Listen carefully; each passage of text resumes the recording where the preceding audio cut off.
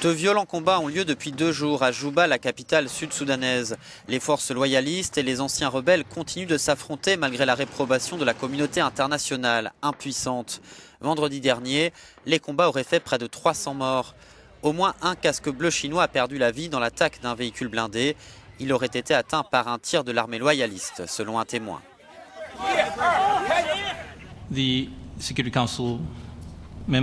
Les membres du Conseil de sécurité ont insisté sur le fait que les attaques contre les civils et les sites de l'ONU pourraient être considérées comme des crimes de guerre, a déclaré l'ambassadeur japonais à l'ONU.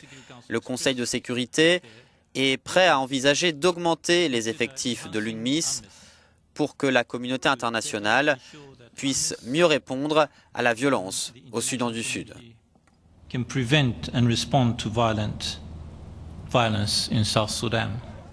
Ces nouvelles violences coïncident avec le 5e anniversaire de l'accession à l'indépendance du Soudan du Sud. Elles font craindre une reprise des combats à grande échelle dans tout le pays, déchiré depuis 2013 par une guerre civile dévastatrice ayant fait plusieurs dizaines de milliers de morts, opposant l'armée loyale au président Salva Kiir à des rebelles soutenant le vice-président Riek Machar.